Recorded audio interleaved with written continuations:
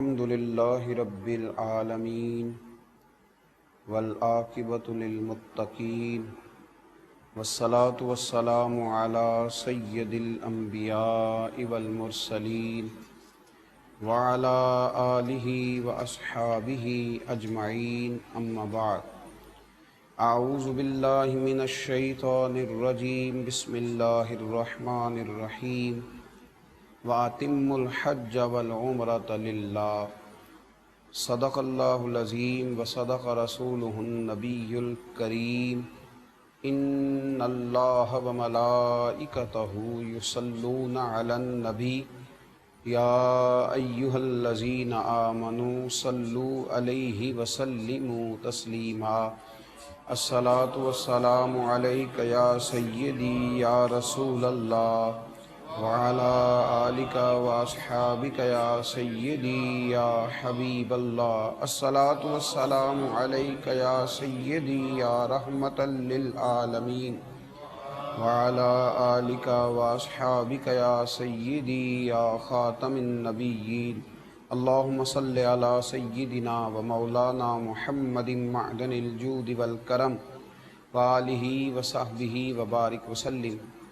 حمد و صلات کے بعد آج کی اس نشست میں ہم اسلام کی بہت بڑی عبادت حج بیت اللہ کے فضائل بیان کریں گے۔ کسی بھی چیز کے فضائل کو بیان کرنے سے مقصود یہ ہوتا ہے کہ لوگوں کے دلوں میں اس چیز کے لیے جذبہ پیدا ہو، شوق پیدا ہو، تڑپ پیدا ہو، اور انسان کے دل کا، اس کی روح کا اور اس کے مزاج کا میلان اس چیز کی طرف بڑھ جائے۔ اور فضائل کو اس لیے بھی بیان کیا جاتا ہے کہ وہ لوگ جو اللہ تبارک و تعالیٰ کے گھر کا قصد اور ارادہ رکھتے ہیں اور جو اس جانب سفر کر رہے ہیں، ان کے دلوں میں یہ بات پیدا ہو کہ وہ کتنے عظیم کام کے لیے جا رہے ہیں، اور انہیں یہ احساس پیدا ہو کہ اللہ تبارک و تعالیٰ نے انہیں کتنی بڑی نعمت سے سرفراز فرمایا ہے۔ حج اسلامی عبادات کے اندر ایک بہت بڑی عبادت ہے۔ قرآن مجید فرقان حمید سورۃ البقرہ کے اندر اللہ کریم نے فرمایا وَأَتِمُّوا الْحَجَّ وَالْعُمْرَةَ لِلَّهِ، فرمایا پورا کرو حج اور عمرہ اللہ کے لیے، اللہ کی رضا کے لیے حج اور عمرے کو پورا کرو۔ اس میں تمہاری رضا، تمہاری نیت، تمہارا ارادہ فقط اللہ تعالیٰ کی رضا کا ہونا چاہیے۔ ویسے تو تمام اسلامی عبادات کا ماحصل اور ان کا فلسفہ یہی ہے کہ اس میں اللہ تعالیٰ کی رضا کو پیش نظر رکھا جائے، لیکن یہاں حج اور عمرے کے معاملے میں بالخصوص جس چیز کی طرف زیادہ توجہ دلائی گئی وہ یہ ہے کہ تم نے یہ کام للہ، اللہ کے لیے کرنا ہے۔ یہ ایک ایسی عبادت ہے جس کا بہت زیادہ لوگوں تک خبر پہنچ جاتی ہے کہ فلاں آدمی عمرے کے لیے جا رہا ہے، حج کے لیے جا رہا ہے۔ ڈھیر سارے لوگ اس سے آگاہ ہو جاتے ہیں۔ ظاہر ہے انسان کو ڈیوٹی سے چھٹی کرنی ہے، جو روٹین کے وہ کام کرتا ہے وہ سارے کام اس نے چھوڑنے، گھر کے اندر وہ موجود نہیں ہے، گلی محلے کو، آنے جانے والے احباب کو جن سے وہ روز ملتا تھا، ان سب کو خبر ہو جاتی ہے کہ وہ حج کے لیے یا عمرے کے لیے گیا ہوا۔ اتنے سارے لوگوں کے درمیان اس نیت کی حفاظت سب سے پہلے ضروری ہے کہ میں اگر حج کرنے جا رہا ہوں تو اللہ کی رضا کے لیے جا رہا ہوں۔ اس میں کسی قسم کی کوئی نمود و نمائش، کسی قسم کا دکھلاوا، تصنع، ریاکاری، بناوٹ بالکل نہ ہونا چاہیے۔ نبی رحمت نور مجسم شفیع معظم صلی اللہ تعالی علیہ وآلہ وسلم نے حج کے جب فضائل بیان کیے اور حج بیت اللہ کی سعادت حاصل کرنے والوں پر اللہ کے انعام کو جب میرے حبیب کریم علیہ السلام نے بیان فرمایا تو بخاری، مسلم، ابن ماجہ اور ترمذی شریف کے اندر حدیث مبارکہ موجود ہے۔ حضرت ابو ہریرہ رضی اللہ تعالیٰ عنہ ارشاد فرماتے ہیں کہ نبی کریم صلی اللہ تعالیٰ علیہ وسلم کو میں نے خود ارشاد فرماتے ہوئے سنا کہ حضور فرمانے لگے جس نے حج کیا اور حج کے اندر کوئی فحش کام نہیں کیا، کوئی برا کام نہیں کیا، تو وہ جب واپس لوٹے گا تو گناہوں سے اسی طرح پاک ہو جائے گا جس طرح آج اپنی ماں کے پیٹ سے پیدا ہوا ہے۔ پہلے دن کا بچہ ہے، اس کے ذمے کوئی غلطی نہیں ہے، کوئی گناہ نہیں ہے، اس کے ذمے کوئی قرض نہیں ہے، اس کے ذمے کسی قسم کا کوئی فی الحال حقوق والا معاملہ نہیں ہے، ابھی وہ نابالغ ہے، اس پر کسی قسم کے فرائض لاگو نہیں ہیں، تو جس طرح وہ پہلے دن کا بچہ ہر گناہ سے پاک ہے، ہر حق سے بری ہے، اللہ تبارک و تعالیٰ نے اسے بالکل گناہوں سے پاک رکھا ہوا ہے، اسی طرح یہ شخص جو حج کر کے آیا ہے اللہ اسے بھی سارے گناہوں سے پاک فرما دیتا ہے، اسے پاک صاف کر دیا جاتا ہے۔ اب اس کا ذمہ ہے کہ یہ واپس لوٹے تو حقوق العباد کو ادا کرے، یہ محسوس کرے کہ اللہ تبارک و تعالیٰ نے اب مجھے معاف فرما دیا ہے، اب مجھے پھونک پھونک کر قدم رکھنا ہے، اب مجھے یہ احساس پیدا کرنا ہے کہ میں وہ شخص ہوں جو اللہ کے گھر سے ہو کے آیا ہوں، میں وہ شخص ہوں جو میدان عرفات میں رک کر کے آیا ہوں، جو مینا مزدلفہ کی حاضری سے واپس لوٹا ہوں، جس نے بیت اللہ کا طواف کیا ہے، اور میں وہ سعادت مند ہوں جسے مصطفیٰ کریم نے اپنے روضے پر کھڑے ہونے کا موقع عطا فرمایا ہے۔ اس ذوق کے ساتھ یہ واپس لوٹے اور اس شوق کے ساتھ یہ جائے کہ اس کو بدلنا ہے، اس کو بدلنا ہے۔ ہمارے ایک بزرگ تھے، ایک صاحب حج کے لیے جانے لگے تو ان سے کہنے لگے کہ میاں بوڑھے بھی ہو گئے ہو، عمر کا تقاضا بھی ہے، تو داڑھی شریف کیوں نہیں سجا لیتے؟ کہنے لگے میں جا رہا ہوں انشاءاللہ وہاں سے رکھ کے آؤں گا۔ یہ بھی بہت قیمتی بات ہے، اور بزرگ کسی کو نصیحت بھی کرتے ہیں تو نصیحت بھی اس طرح کرتے ہیں کہ بات دل میں اترنی چاہیے، بندہ قائل ہو جانا چاہیے، گھائل نہیں ہو جانا چاہیے۔ تو کہا بھئی داڑھی رکھ لو، کہنے لگے میں حضرت وہاں سے رکھ کے آؤں گا، حج کے لیے جا رہا ہوں۔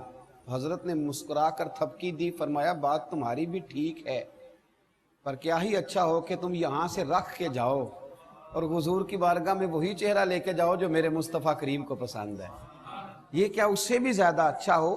تو جب ہم ساری تیاریاں کر رہے ہوتے ہیں حج کی، تو ہمیں یہ احساس بھی اس میں ضرور ہونا چاہیے کہ میں اگر گھر والوں کا خرچہ دے کے جا رہا ہوں اس لیے کہ میں اپنے گناہ معاف کرانے جا رہا ہوں، تو مجھے کچھ حقوق العباد کا بھی خیال رکھ کے جانا چاہیے، مجھے قرضے بھی ادا کرنے کی کوشش کرنی چاہیے، میرے ذمے جن لوگوں کے حقوق ہیں مجھے وہ بھی ادا کرتے ہوئے رخصت ہونا چاہیے۔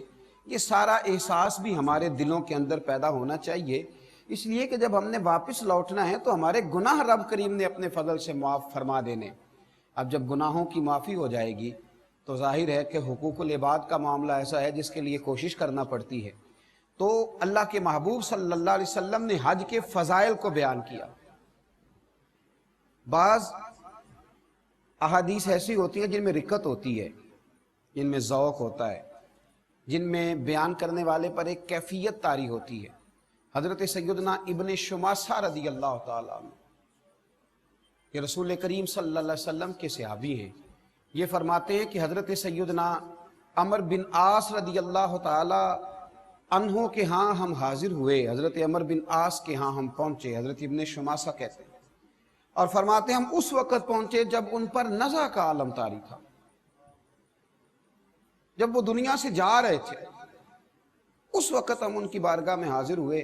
کہتے ہیں وہ کافی دیر تک روتے رہے اور کہنے لگے، روتے روتے ایک بات سنانے لگے، یہ عام آدمی بات نہیں سنا رہا، ایک تو صحابی ہیں اور دوسری کمال کی بات یہ ہے کہ دنیا سے رخصت ہو رہے ہیں۔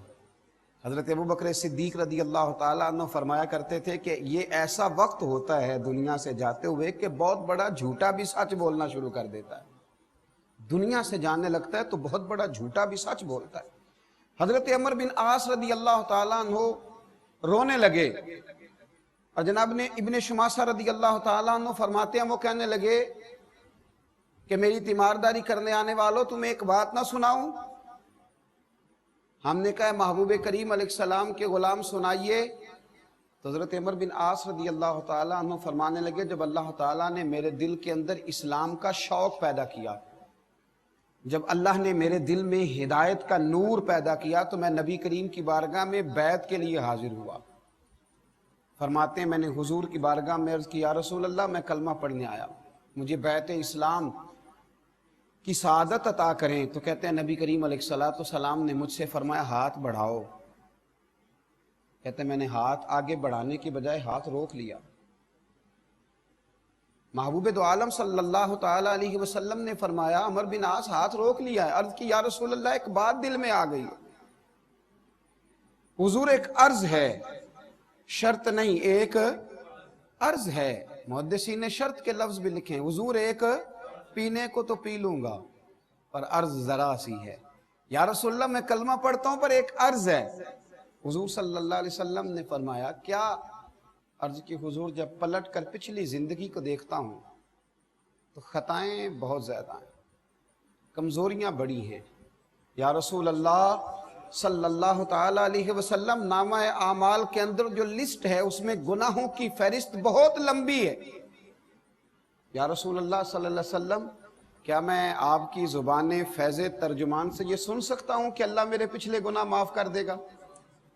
हुजूर आप मालिक जन्नत हैं, क्या मुझे ये बिशारत नसीब हो सकती है? तो हज़रत अमर बिन आस रदी अल्लाह ताला अन्हु फरमाने लगे, मेरे महबूब करीम अलैहिस्सलाम ने मुझसे फरमाया कि अमर तुम्हें पता नहीं, क्या तुम्हें खबर नहीं कि जब कोई आदमी कलमा पढ़ लेता है तो अल्लाह उसके पिछले सारे गुनाह माफ़ कर देता है? और क्या तुम्हें खबर नहीं कि जब कोई आदमी दीन के लिए हिजरत करता है तो अल्लाह उसके पिछले सारे गुनाह माफ़ करता है? और क्या तुम्हें खबर नहीं कि जब कोई बैतुल्लाह शरीफ का हज कर लेता है तो अल्लाह उसके पिछले सारे गुनाह माफ़ फरमा देता है? तो हज़रत अमर बिन आस रदी अल्लाह ताला अन्हु इस फजीलत को, इस बात की अहमियत को समझिए कि हज बैतुल्लाह की फजीलत को हज़रत अमर बिन आस रदी अल्लाह ताला अन्हु अपने मर्ज़े विसाल में बयान, और सिर्फ हज़रत अमर बिन आस नहीं बल्कि हज़रत ज़ाज़ान रदी अल्लाह ताला अन्हु बयान करते हैं। देखिए कितने खूबसूरत नाम है हुजूर के गुलामों के। हज़रत ज़ाज़ान रदी अल्लाह ताला अन्हु बयान करते हैं कि हज़रत इब्ने अब्बास रदी अल्लाह ताला अन्हु हुजूर के चचाज़ाद हैं। फरमाते हैं वो भी जब शदीद बीमार हुए तो उन्होंने अपने बच्चों को बुलाया और सबको अपने पास जमा किया। आखिरी वक़्त, पता है हमारे यहाँ लोग क्या वसीयतें कर रहे होते हैं, फ़लाँ मकान फ़लाँ का है, फ़लाँ जायदाद फ़लाँ की है, फ़लाँ पैसे फ़लाँ के, ये सोने की बालियाँ फ़लाँ की हैं और फ़लाँ जगह पड़ा जेवर फ़लाँ का है। तो हज़रत इब्ने अब्बास शदीद बीमार हैं, बच्चों को बुलाया और वसीयत क्या करते हैं, कहते हैं मेरे बच्चों, मैंने नबी करीम अलैहिस्सलाम से एक बात सुनी है, मैं जाते हुए तुम्हें बता के जाना चाहता हूँ। अर्ज़ की अब्बा जी बताइए, दादाजी बताइए। तो हज़रत इब्ने अब्बास फरमाने लगे, रसूलुल्लाह सल्लल्लाहु अलैहि वसल्लम ने इरशाद फरमाया, जो शख्स मक्का मुकरमा से पैदल हज के लिए निकला, हत्ता कि हज करके वापस लौट आया, अल्लाह तबारक व तआला उसके हर कदम के इवज 700 नेकियां लिखता है और उसकी हर नेकी हरम की नेकी के बराबर है। तो बच्चों ने फौरन अर्ज किया कि अब्बा जी वो हरम की नेकी भी बता दें कितनी होती है। अर्ज की, इरशाद फरमाया कि जब तुम में से कोई मक्का मुकरमा का रहने वाला मक्का से निकला, और यहाँ मुहद्दिसी ने यह भी लिखा है कि जब हम जाके वहाँ क़याम कर लेते हैं और फिर मक्के से पैदल अगर जाते हैं तो ये सारी फजीलत उन लोगों को भी हासिल होगी। हजरत इब्ने अब्बास फरमाने लगे, मक्के का कोई रहने वाला अगर मक्का मुकरमा से निकला और पैदल हज के लिए वो पहुंचा तो हज करके वापस लौट आने तक हर कदम पर अल्लाह 700 नेकियां अता करेगा। और ए मेरे बच्चों, ये हर नेकी हरम की नेकी के बराबर होगी। और कि अब्बा जी हरम की नेकी भी बता दें। फरमाया एक नेकी 1 लाख के बराबर है। वह अल्लाह उसे एक कदम पर 7 करोड़ नेकियां अता फरमाएगा। हर कदम पर अल्लाह उसे 7 करोड़ नेकियां अता फरमाएगा अल्लाह करीम उसे। तो सहाबाई किराम ने हज को इतनी अहमियत दी, इतनी फजीलत इसकी समझी, इसका इतना बड़ा दर्जा समझा। हजरत फुज़ैल बिन अय्याज़ रहमतुल्लाह ताला अलैह फरमाया करते थे कि मैं एक ऐसे शख्स को भी जानता हूँ, अगरचे वो मक्के से बहुत दूर का रहने वाला नहीं था, पर जब वो मक्का शरीफ आया ना हज बैतुल्लाह की शहादत हासिल करने, तो वो इस ज़ौक़ से निकला कि हर 2 कदम पर उसने 2 नफल अदा किए। हर 2 कदम पर उसने 2 नफल पढ़े। अल्लाह करे हमें समझ आए इस बात की। यानी हज करने जा रहा है, हमारे हर 2 कदम पर एक नई फोटो आ रही होती है। हर 2 कदम पर उसने 2 नफल पढ़े। हज़रत फुज़ैल बिन अय्याज़ कहते मैंने उससे कहा कि इस अंदाज में हज, कहते वो रो पड़ा, कहने लगा वो सोचता हूँ मैं कहाँ और रब करीम का घर कहाँ। उसने बुलाया है तो मैं हर कदम पर शुक्र अदा करता हुआ जा रहा हूँ। हर हर लम्हा उसकी बारगाह नाज में मेरा वजूद सिपास गुजार है। मेरे वजूद के रोंगटे भी उसका शुक्र अदा करते हैं। मैं कहाँ और मालिक का घर कहाँ, उसने बुला लिया। तो हज बैतुल्लाह इतनी अजमत और इतनी फजीलत वाली चीज़ कि मेरे नबी रहमत نور مجسم شفیع معظم صلی اللہ تعالی علیہ وآلہ وسلم کے پیارے اور لاڈلے نواسے حضرت امام حسن بن علی رضی اللہ تعالی عنہما فرماتے ہیں کہ ایک شخص نا نبی کریم علیہ السلام کی بارگاہ میں حاضر ہوا تو اس نے عجیب ہی سوال پوچھ لیا. امام حسن روایت کرتے ہیں, عرض کرنے لگا یا رسول اللہ صلی اللہ علیہ وسلم میں ایک کمزور دل آدمی اور ضعیف بھی ہوں, تو یا رسول اللہ میں سخت کام نہیں کر سکتا, میں جہاد وغیرہ نہیں کر سکتا. ایک تو میں ضعیف ہوں اور دوسرا دل کا بڑا کمزور ہوں, میرے ذمہ سخت کام نہیں ہونا چاہیے, تو حضور کوئی ایسا کام, جہاد کا مجھے شوق ہے پر میں کر نہیں سکتا, کمزور دل ہوں. تو میرے حبیب کریم علیہ السلام نے فرمایا میں تمہیں ایسے جہاد کی طرف نہ لے چلوں, ایسے جہاد کی طرف تمہاری رغبت نہ دلاؤں جس میں ہتھیار ہی نہ اٹھانا پڑے اور جہاد بھی ہو جائے. عرض کی حضور وہ کون سا جہاد ہے؟ فرمایا جا کے بیت اللہ شریف کا حج کر کے آ. یہ ایسا جہاد ہے کہ جس میں تلوار بھی نہ اٹھانی پڑے گی لیکن تمہیں مجاہد فی سبیل اللہ کا اجر دے دیا جائے گا. میرے نبی کریم صلی اللہ تعالی علیہ وسلم نے حج کے فضائل بیان کیے. دیکھیں نا, اگر حضور کی زبان سے کسی چیز کا خالی نام بھی نکل جائے تو وہ بڑی شانوں والی ہو جاتی ہے. قرآن مجید کسی چیز کا اشارتاً بھی تذکرہ کر دے تو وہ شانوں والی ہو جاتی ہے. تو حج کتنی عظیم عبادت ہے جس کے جگہ جگہ میرے نبی پاک نے فضائل بیان فرمائے. حج کتنی عظیم عبادت ہے جس کے جگہ جگہ میرے نبی پاک نے فضائل بیان فرمائے, اور حضور نے ترغیب دلائی. نبی پاک صلی اللہ تعالی علیہ وسلم نے ترغیب دلائی. اور ایک حدیث تو ایسی ہے کہ جھوم جاتا ہے انسان کا وجود, اس کی روح جھوم جاتی ہے. کوئی کہتا ہے میں فلاں سیاسی جماعت ہوں, کوئی کہتا ہے میں فلاں سیاسی جماعت ہوں, کوئی کہتا ہے میں فلاں صوبے کی جماعت ہوں, کوئی کہتا ہے میں کچھ ہوں. حضرت جابر ابن عبداللہ رضی اللہ تعالیٰ عنہ فرماتے ہیں کہ نبی کریم صلی اللہ علیہ وسلم نے فرمایا حج اور عمرہ کرنے والے اللہ کی جماعتیں ہیں. اللہ اکبر, یہ کس کی جماعت ہے؟ اللہ اکبر. حج اور عمرہ کرنے والے یہ اللہ کی جماعت ہیں, حج اور عمرہ کرنے والے. اور کیا خوبصورت لفظ ہیں حدیث پاک کے, اللہ کرے یہ دلوں میں بیٹھ جائیں. اور پھر روح جو ہے وہ آواز نکالے گی کہ یا اللہ جلدی جلدی حج کی سعادت عطا فرما. فرمایا حج اور عمرہ کرنے والے اللہ کی جماعتیں ہیں. فرمایا اللہ ان کو بلاتا ہے, یہ حاضر ہوتے ہیں, تو وہ جو اس سے مانگتے ہیں رب اپنے فضل سے انہیں عطا کرتا ہے. یہ اللہ کی جماعتیں ہیں, اللہ بلاتا ہے تو حاضر ہوتے ہیں, اور پھر جو مانگتے ہیں رب اپنے فضل سے. اور ایک حدیث پاک میں تو حضور صلی اللہ تعالی علیہ وسلم نے یوں بھی ارشاد فرمایا, جب صحابہ کرام علیہم رضوان نے عرض کیا نا یا رسول اللہ صلی اللہ علیہ وسلم حج کی فضیلت کیا ہے, تو نبی پاک علیہ السلام نے فرمایا کہ اللہ تعالیٰ کے پیغمبر حضرت داؤد علیہ السلام نے اللہ کی بارگاہ میں عرض کیا تھا الہی تیرے بندے تیرے گھر کی زیارت کو جب آتے ہیں تو انہیں کیا اجر عطا فرماتا ہے؟ یہ جو آ گئے اتنے سارے, تو انہیں کیا اجر عطا کرتا ہے؟ اتنے سارے بندے تیری بارگاہ میں حاضر ہو گئے تو کیا اجر عطا کرتا ہے؟ اللہ اکبر. تو اللہ کریم نے فرمایا کہ ہر زائر کا حق ہوتا ہے کہ جس کی زیارت کرنے آیا ہے اسے کچھ نہ کچھ عطا کرے. فرمایا اے داؤد ان بندوں کا مجھ پر حق ہے, یہ اس کی شان کریمی ہے, ورنہ اس پر کس کا حق ہے؟ فرمایا میرے بندوں کا مجھ پر حق ہے, دنیا میں انہیں خیریت اور عافیت عطا کروں گا, اور جب قیامت میں مجھ سے ملیں گے تو ان کی بخشش کر دوں گا. یہ جو میرے گھر کی حضرت فضیل بن عیاض ایک بڑی شاندار بات کرنے لگے. ایک دن حاجیوں کے نا بہت بڑے جھرمٹ کو دیکھا, بہت بڑا رش دیکھا حضرت فضیل بن عیاض, تو رونے لگے. ایک صاحب قریب کھڑے تھے تو کہنے لگے حضور آپ رو کیوں رہے ہیں؟ تو آپ فرمانے لگے دعائیں ساری قبول ہو گئی ہیں اس لیے رو رہا ہوں. ساری دعائیں قبول ہو ساری. اس نے کہا حضرت آپ کو کیسے پتا چلا ساری دعائیں قبول ہو گئی؟ فرمایا مجھے اپنے رب کی رحمت اور اس کا کرم نظر آ رہا ہے, دعائیں قبول ہو گئیں. کہا کس طرح؟ آپ فرمانے لگے یہ ہزاروں لاکھوں لوگ آئے ہیں, مجھے بتلاؤ اتنے لوگ اکٹھے ہو کہ اگر کسی دنیا دار کے دروازے پہ جائیں گے تو وہ مانے گا کہ نہیں مانے گا؟ وہ شخص بھی رونے لگا, کہنے لگا حضور بالکل مانے گا. تو فرمایا ہم تو رب کریم کے دروازے پہ آئے ہیں, وہاں تو ایک بندہ جا کے آنسو بہا دے تو وہ مان لیا کرتا ہے، ہم تو لاکھوں ہزاروں آئے ہیں۔ میرے دل میں احساس پیدا ہوا ہے کہ رب سب کی دعائیں قبول فرمائے گا، سب پر فضل کرے گا، سب کے لیے رحمت فرمائے گا۔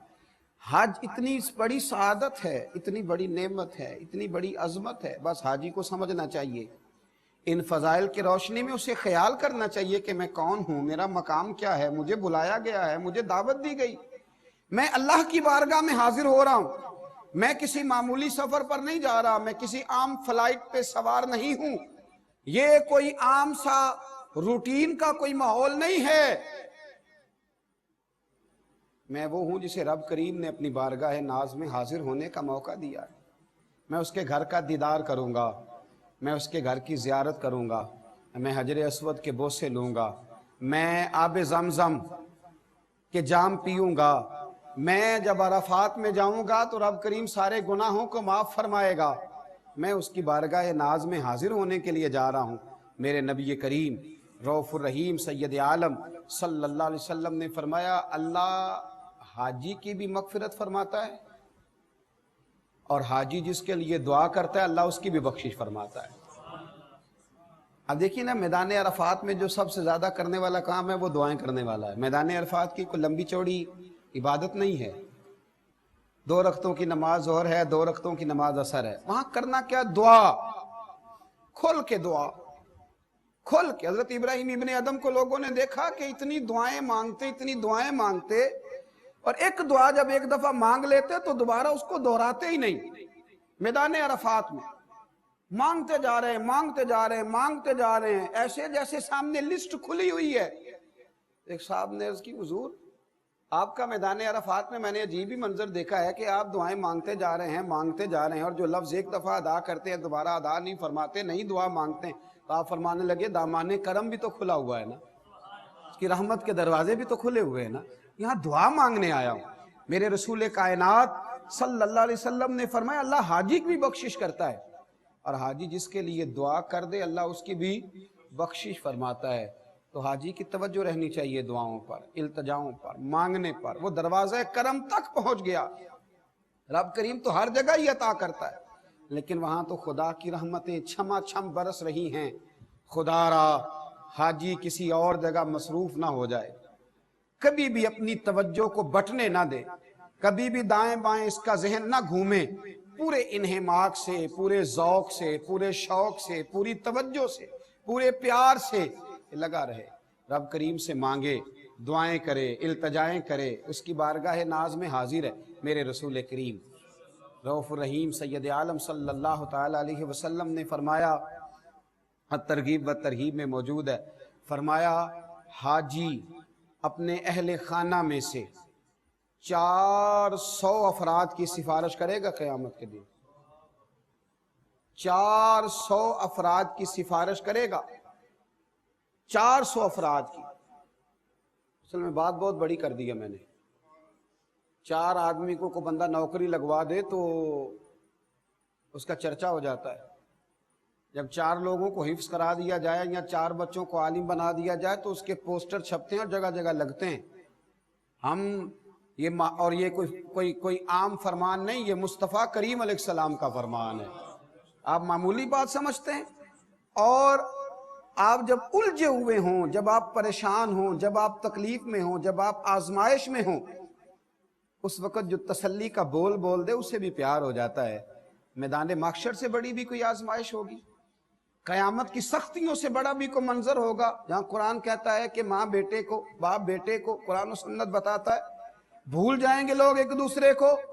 اس مقام پر حاجی اپنے آپ کو معمولی نہ جاننا، خبردار کہیں اور نہ کھو جانا، خبردار تیری تصویریں اور تیرا دنیا کو بتلانا اور تیرا ریاکاری اور تسنع کہیں تیرا ذوق نہ ضائع کر دے۔ سمجھ اس بات کو، مدینے کے چاند نے فرمایا ہے، آمنہ کے پیارے لال نے ارشاد فرمایا ہے، حضور علیہ السلام نے فرمایا، لوگو تمہارا وہ مقام ہے کہ اپنے اہل خانہ میں سے، اور میں تو کہتا ہوں اللہ کی رحمت سے بعید نہیں ہے، دوست احباب میں سے بھی، اس کا کرم ہے، اس کی رحمت ہے۔ فرمایا 400 افراد ایسے ہوں گے جو حاجی کی سفارش سے اللہ انہیں جنت عطا کر دے گا۔ 400 लोग एक हाजी के कहने पर अल्लाह करीम उन्हें जन्नत देगा और वो जन्नत के अंदर दाखिल हो जाएंगे। मेरे रसूल करीम सल्लल्लाहु ताला अलैहि वसल्लम ने हज के फजाइल, फिर आप देखिए लोगों ने किस तरह हज किए। हजरत आदम अलैहिस्सलाम ने 1000 हज फरमाया। हजरत फुज़ैल बिन अय्याज़ ने 60 हज फरमाए। बार जगह मैंने पढ़ा कि बाज़ सहाबा ऐसे हैं जिन्होंने 40-40 हज फरमाए। इमाम हसन और इमाम हुसैन ने, इमाम हसन इमाम हुसैन, अल हसन वल हुसैन सैयदु शुबाब अहलिल जन्ना, खाली जन्नती नहीं, जो जन्नतियों के सिपा सालार हैं, और मैं कहा करता हूं जो जन्नत के मालिक और वारिस हैं। इमाम हसन और इमाम हुसैन ने मदीना तय्यबा से पैदल जाके मक्का मुकरमा, दोनों भाइयों ने 25-25 हज अदा फरमाए पैदल जाके। सवारियां मौजूद थी, घोड़े मौजूद थे, ऊंट मौजूद थे, पर इमाम हसन भी पैदल जाते थे, इमाम हुसैन भी। असल में ना एक ज़ौक़ होता है इंसान का, एक वहाँ तो अब ये मंजर है कि बस का एसी खराब हो जाए तो हाजी झगड़ा करता है। वहां तो वो कहता है कि ये जहाज की सीट तंग है, थोड़ी खुली होती तो मैं जरा सा खुल के बैठता, मैं जरा ज़ौक़ शौक से बैठता। और हाल क्या है कि इमाम हसन और इमाम हुसैन, जिनको ज़ौक़ का पता था, जिनको दर्द का पता था, दोनों भाइयों ने मदीना तय्यबा से मक्का मुकरमा जाके 25-25 हज किए और पैदल फरमाए। एक साल इमाम हसन की तबीयत मुबारक कुछ अलील थी, तो इमाम हुसैन अर्ज करने लगे, भाईजान इस साल सवारी पे ना चले जाएं। मैंने कहा सिर्फ जन्नती नहीं, जन्नतियों के सरदार, लेकिन आजिज़ी का क्या हाल है और हज की अहमियत क्या बताते हैं, इनकिसारी का क्या आलम है। इमाम हसन फरमाने लगे, हुसैन मेरे भाई, जब मुजरम अदालतों में जाते हैं तो सवारियों में सवार होके एजाज के साथ नहीं जाते, इनकिसारी के साथ जाते हैं। मैं मालिक की बारगाह में हाजिर हो रहा हूं तो आजिज़ी के साथ जाना चाहता हूं, इनकिसारी के साथ जाना चाहता हूं। मेरे नबी करीम अलैहिस्सलाम ने फरमाया, ये भी तरगीब व तरहीब में मौजूद है। हुजूर ने फरमाया, जब लाखों लाख हाजी मैदान अरफात में जमा होते हैं, करोड़ों भी होते हैं, बादशाह भी होते हैं, मालदार भी होते हैं, आलिम भी होते हैं, सूफ़ी भी होते हैं, दरवेश भी होते हैं, मुहद्दिस भी, मुहक्किक भी, मुफस्सिर भी। फरमाया जब मैदान अरफात में जमा होते हैं तो जाहिर है इहराम बांधे हुए हैं, सफ़र करके आए हैं, गर्द भी पड़ जाती है। रब करीम अरफात के रोज़ फरिश्तों से पूछता है, बताओ भला ये मेरे बंदे क्या लेने आए। तुमने तो कहा था ना, आता जालू फीहा मैं युफसिदु फीहा, या तू उसे बनाएगा जो जमीन में फसाद करेगा। गोया क्या लेने आए हैं, मालदार भी हैं, साहिब इल्म फजल भी हैं, और घर में आराम दे बिस्तर मौजूद था, क्या लेने आए। फरिश्ते अर्ज करते हैं, मालिक ये तुझे राजी करने आए। इनकी दाढ़ियों पे गर्द पड़ गई, इनके वजूद थकावट से चूर हो गए, अपनी मर्जी का खाना ना खा सके, अपनी तबीयत के मुताबिक सो ना सके, पर तुझे राजी करने आए हैं। तो रब करीम फरमाता, फिर गवाह हो जाओ, मैंने इन सब की बख्शिश कर दी है, मैंने इनके गुनाहों को माफ़ कर दिया, मैंने इन्हें माफ़ कर दिया है इसलिए कि ये मेरी खातिर आए, इसलिए कि ये मुझे राजी करने के लिए आए हैं। मेरे रसूल करीम सल्लल्लाहु ताला अलैहि वसल्लम ने हज और उम्रे के फ़ज़ाइल के हवाले से हर पहलू को ज़ाहिर है इंसान सफ़र करने के लिए निकला है, रास्ते में कुछ भी हो सकता है। तो मेरे नबी करीम अलैहिस्सलाम ने वहां भी वजाहत बयान की, हुजूर ने वहां भी हमें इरशाद फरमाया। नबी करीम अलैहिस्सलाम फरमाने लगे, हज़रत अबू हुरैरा फरमाते हैं कि हुजूर फरमाने लगे, जो शख्स हज के इरादे से चला फिर रास्ते में फौत हो गया, हज या उम्रे के इरादे से निकला और रास्ते में फौत हो गया, इंतकाल कर गया, तो हुजूर फरमाते हैं उसके लिए क़यामत तक बार बार हज उम्रा करने का अजर लिखा जाता है। क़यामत तक उसके लिए, तो अल्लाह के रास्ते में था ना, बार बार उसके लिए बार बार, यानी वो हज ही करता चला जाएगा। वो यूँ समझिए कि उम्रे में ही है, वो यूँ समझिए कि उसी हालत में है, वो उसी तरह अल्लाह की बारगाह में हाजिर है।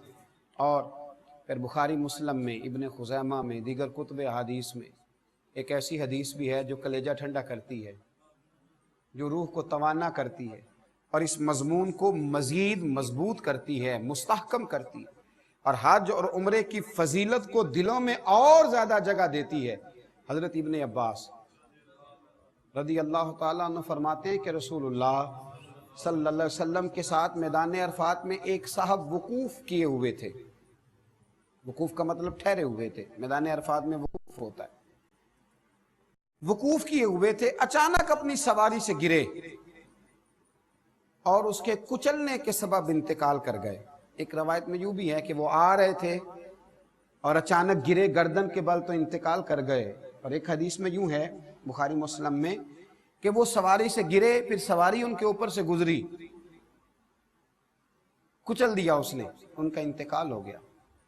رسول اللہ صلی اللہ علیہ وسلم نے فرمایا انہیں پانی اور بیری کے پتوں سے غسل دو اور 2 کپڑوں میں کفن دو، اور ان کے سر کو نہ ڈھانپنا، سر کو نہ ڈھانپنا۔ کیوں بھلا؟ احرام کی حالت میں سر ڈھانپنا منع۔ ان کے سر کو نہ ڈھانپنا، اور فرمایا خوشبو بھی نہ لگانا۔ کیوں؟ محدثین لکھتے ہیں حالت احرام میں خوشبو لگانا بھی، سر کو نہ ڈھانپنا، خوشبو نہ لگانا۔ اور حضور صلی اللہ علیہ وسلم نے فرمایا بے شک یہ قیامت کے دن جب اٹھیں گے تو لبیک لبیک کہتے ہوئے اٹھیں گے، ان کی زبان پہ جاری ہوگا لبیک اللہم لبیک لبیک لا شریک لک لبیک ان الحمد والنعمت لک والملک لا شریک لک لبیک لبیک اللہم لبیک لبیک لا شریک لک لبیک ان الحمد والنعمت لک والملک لا شریک لک لبیک لبیک اللہم لبیک لبیک لا شریک لک لبیک ان الحمد والنعمت لک والملک لا شریک لک لبیک۔ فرمایا یہ لبیک پڑھتے ہوں گے، یہ اسی ذوق سے اٹھے، اسی درد سے اٹھیں گے۔ ذرا ایک منظر تو بتائیے، جب لوگ قبروں سے خوف کے عالم میں اٹھیں گے، وَإِذَا الْقُبُورُ بُعْثِرَتْ، اور جب قبریں کریدی جائیں گی تو ایک شخص حالت احرام میں اٹھے، ایک شخص حالت احرام میں اٹھے اور لبیک لبیک کہتا ہوا اٹھے۔ یہ چند سال پہلے حج سے کچھ 4-5 مہینے کے بعد ایک بزرگوں کی میت ملی میدان عرفات سے، لیکن وہ لوگ بتاتے ہیں کہ کتنے مہینے گزر گئے، احرام بھی اسی طرح وجود پہ ہے اور چہرہ بھی تر و تازہ ہے۔ بہت مہینوں کے بعد میت ملی تو رب کریم نے بتلایا کہ جو احرام کی حالت میں میدان عرفات میں چلا جائے، اگر باہر اس کا وجود سلامت ہے تو اندر بھی سلامت ہی رہے گا۔ اور حضور علیہ السلام کا یہ فرمان، اس کی صداقتیں کہ یہ شخص اپنی قبر سے بھی لبیک لبیک کہتا ہوا ہی اٹھے گا، تو جو اس رستے میں گیا، جو اس راہ چلا، جو اللہ تبارک و تعالی کے رستے کا مسافر بنا، اس کا اعزاز دیکھیے، اس کی شان دیکھیے۔ حاجی کو یہ سمجھنا ہے سب سے پہلے، اس کے لیے یہ بات ضروری ہے، اس کو یہ ازبر کرنا ہے، اس کو یہ سمجھنا ہے کہ میں اصل میں ہوں کون۔ دیکھیے جب انسان اپنا منصب سمجھ لیتا ہے، جب وہ اپنا معیار سمجھ لیتا ہے، پھر ذرا اس کے رویوں میں تبدیلی آتی ہے۔ حاجی کو یہ سمجھ لینا چاہیے کہ میں اللہ کی جماعت میں سے ہوں، میں وہ ہوں جسے رب کریم نے بلایا ہے، میں وہ ہوں جسے اس نے اتنے سارے لوگوں میں سے چنا ہے۔ بہت بڑی سعادت ہے۔ دعا فرمائے اللہ ہم سب کو موقع عطا فرمائے اور یہ ساری فضیلتیں اللہ ہمیں نصیب فرمائے۔ آخر دعوانا الحمدللہ رب العالمین۔